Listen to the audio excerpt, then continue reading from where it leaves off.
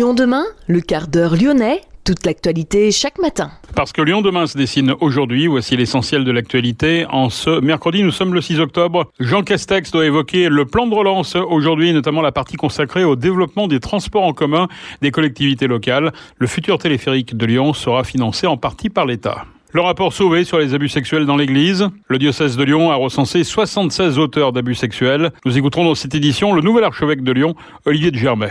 6 000 manifestants hier dans les rues de Lyon, selon les organisateurs, 2300 selon la préfecture pour réclamer plus de pouvoir d'achat. OM Lyon Business School construit son campus du futur à Gerland. Le musée d'art contemporain de Lyon souhaite donner plus de visibilité aux artistes femmes cette saison. Les explications avec le reportage de Gaël Bossier dans cette édition. Et puis la Ligue des Champions, les Lyonnaises se déplaçaient en Suède. Elles se sont imposées 3-0 à Aken hier soir. Lyon demain, le quart d'heure lyonnais, toute l'actualité chaque matin. Gérald de Bouchon. Bonjour à tous, bienvenue dans ce quart d'heure lyonnais. Le futur téléphérique de Lyon sera financé en partie par l'État ce mercredi. Jean Castex est à Lille et Roubaix pour y évoquer le plan de relance et notamment la partie consacrée au développement des transports en commun des collectivités. Une enveloppe de 900 millions d'euros au total, 162 projets sur 187 proposés pour lesquels l'État participera à hauteur de 10% environ. Le plan de relance aidera au financement de 25 nouvelles lignes de tramway, de 75 lignes de bus à haut niveau de service. Pour la seule région Auvergne-Rhône-Alpes, 24 projets ont été sélectionnés pour un total de 135 millions d'euros. La métropole de Lyon et le Citral avaient transmis 8 dossiers. 7 auraient été acceptés pour un montant total de plus de 80 millions d'euros. Le transport par câble entre Francheville et Lyon figurerait dans la liste des projets soutenus. La concertation débutera mi-novembre concernant ce projet qui n'a pas l'approbation des maires de certaines communes survolées ou desservies. Francheville et Lyon y sont en revanche favorables. Le rapport Sauvé sur les abus sexuels dans l'Église estime à 216 000 le nombre de personnes qui ont été victimes d'agressions sexuelles commises par des clercs ou des religieux depuis 1950 dans l'Église catholique. Le nombre de victimes grimpe à 330 000 si l'on ajoute les agresseurs laïcs travaillant dans les institutions de l'Église.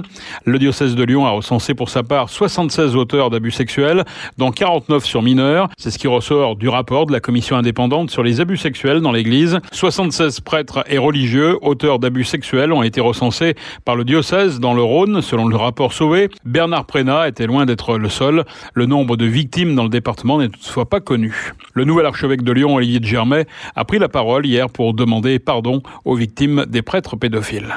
Ce rapport me bouleverse, m'écœure et me scandalise. Les personnes victimes que j'ai rencontrées m'ont aidé à prendre conscience du traumatisme que représentent ces actes odieux. J'ai honte de ce qui s'est passé, de ces actes inqualifiables, mais aussi de la façon dont ces affaires ont été traitées. Ces chiffres effroyables montrent que dans le passé, l'Église a été défaillante en voulant gérer en interne ces questions. Elle n'a pas su ou n'a pas voulu voir ce qui se passait et a mis bien du temps à réaliser l'ampleur du phénomène.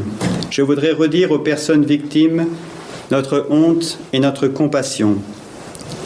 Au nom de l'Église, je leur demande pardon. Depuis l'affaire Prénat, l'accent a été mis sur la formation des prêtres et de l'ensemble des acteurs pastoraux. Les bureaux ont été équipés de portes vitrées. Pendant la confesse, le prêtre doit être visible d'une autre personne.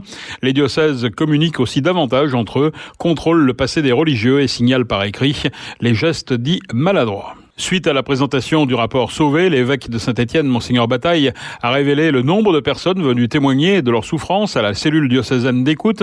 39 victimes d'actes de pédophilie ont été recensées dans la Loire.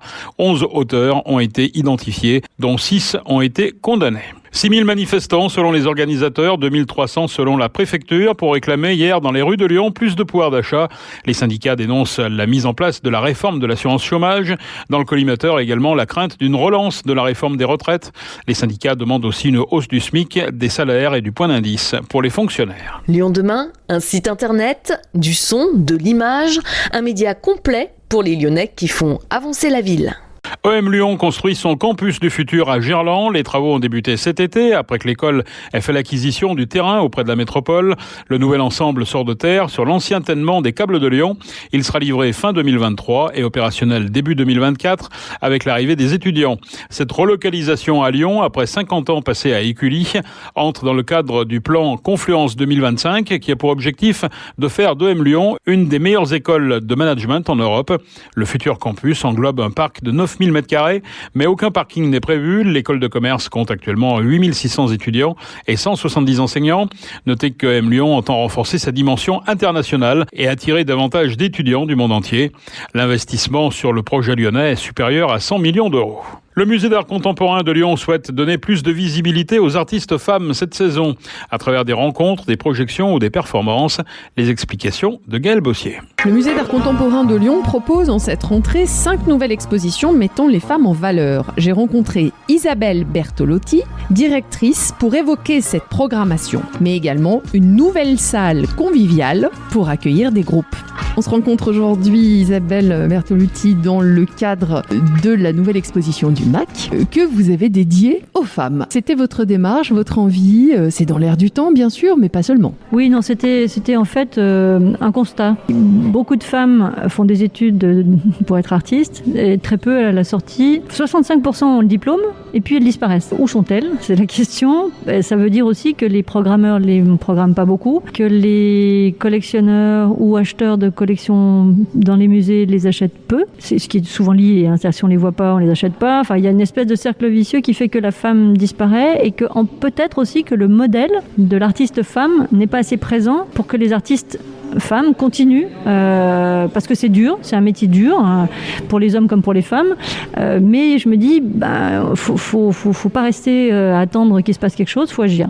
Donc l'idée était donc 5 expositions consacrées aux femmes, et ce sera pas les dernières, hein, c'est pas juste pour faire un one shot. L'idée c'est bien de poursuivre une programmation qui alterne ou montre assez régulièrement en tout cas, donne la chance à tout le monde, montre des femmes.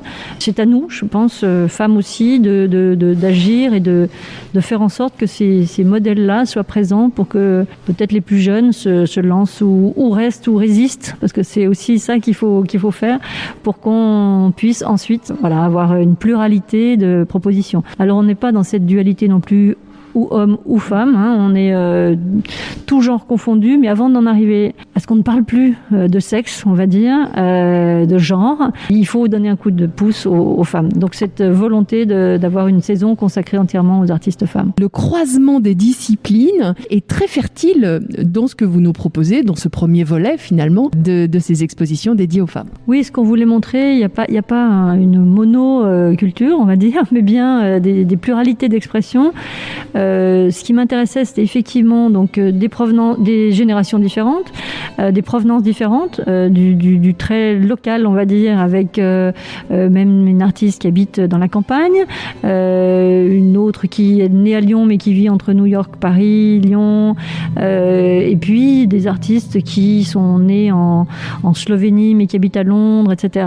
Donc une pluralité géographique, mais aussi une pluralité générationnelle, parce qu'une très jeune artiste qui sort d'une école d'art, comme une artiste très confirmée comme Marina Abramovic, qui est là pour le coup est plutôt une artiste reconnue et de renommée internationale, avec en passant par des artistes qui ont on va dire que j'appelle milieu de carrière, qui font que ça nous amène à des discussions extrêmement différentes, mais qui aussi utilisent toutes des médiums différents, avec des approches dans leur recherche qui n'ont rien à voir du tout.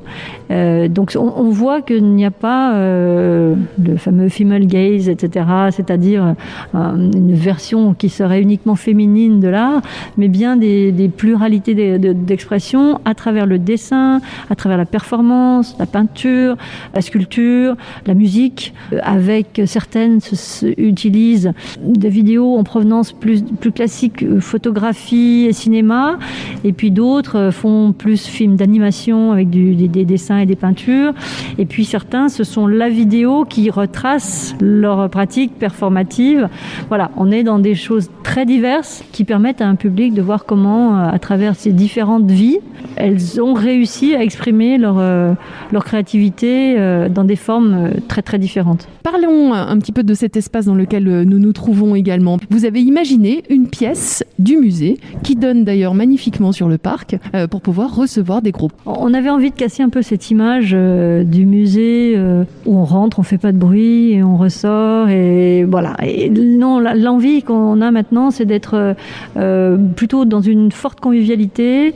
On a dédié certains lieux à des moments de pause, de rencontre que vous n'avez encore pas vu mais qu'on est en train de monter, qui sont des petits coins salons qui vont ponctuer les expositions, des moments où on peut s'asseoir, consulter les programmes ou les explications qu'on donne avec les expositions, mais aussi peut-être envoyer quelques photos sur Instagram, etc. Et puis on avait envie d'avoir un coin un peu cosy, très modulable, qui peut servir aussi bien au workshop pour des ados qu'une rencontre avec des journalistes avec qui on a envie de discuter, mais aussi des entreprises qui peuvent venir privatiser. Et on a choisi de montrer effectivement, d'avoir une vue sur le parc qui est magnifique. Ça aurait été dommage de ne pas en profiter. Je ne vous cache pas que j'aurais rêvé d'avoir un rooftop et de pouvoir faire ça aussi, mais pour l'instant il n'existe pas encore. Je ne perds pas espoir parce que je pense qu'on aurait une des meilleures vues sur le parc, comme à Central Park, hein, on peut le dire. Et voilà, donc il y a encore plein de choses à faire qui sont peut-être dans le futur. On peut imaginer ça aussi. Merci beaucoup, on aime votre enthousiasme en tout cas Isabelle. Merci à vous.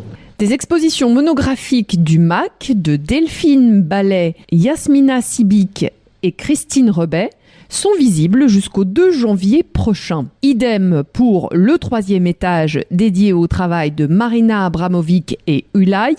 Et également dans l'entrée du musée au rez-de-chaussée, vous retrouverez le croisement entre Hélène Hulac et Mel Ramos. Pour en savoir davantage, une seule adresse, mac-lyon.com.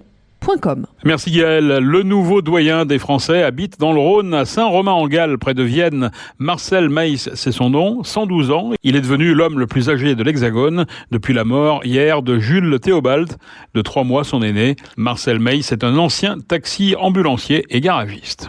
Un stylo Bic 4 couleurs vendu 24 500 €. Non, vous n'avez pas rêvé. Il faut dire que le stylo en question, s'il reste identique au modèle courant dans sa partie haute, se transforme en véritable bijou pour la partie tenue entre le pouce, l'index et le majeur. Le bijoutier joaillier de la Loire, Mathieu Tournaire, et l'artiste contemporain, Richard Orlinski, ont associé leur talent pour proposer un modèle or et diamant, 500 heures de travail. Ce modèle n'existera qu'en 8 exemplaires, numérotés et gravés.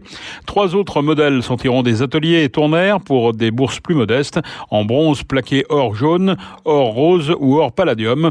Chaque modèle est fabriqué à 999 exemplaires et sera vendu dans les boutiques du joaillier à Savigneux, à Lyon ou à Paris, au prix de 390 € tout de même, avec toujours la tête 4 couleurs en plastique, signée Bic, un objet 100% made in France, aussi inattendu qu'insolite. Une belle idée de cadeau peut-être pour Noël. Lyon, Only Lyon. Only Lyon demain. La Ligue des Champions, les Lyonnaises se déplaçaient en Suède à l'occasion de leur premier match de poule de la nouvelle formule de la Ligue des Champions féminine. Les filles de Jean-Michel Aulas ont très logiquement remporté le match 3-0 à Aken. Après 21 mois d'absence, Ada Egerberg a joué le dernier quart d'heure. En basket, en élite, l'Asvel s'impose au Portel, 69-94. Les Villeurbanais ont remporté leur 3e victoire consécutive. L'Asvel a ainsi parfaitement préparé son match de vendredi à Berlin. Et puis M sera en concert au Fil de Saint-Étienne le 21 avril prochain. Les billets sont en vente dès cette semaine. Les premiers se sont arrachés hier.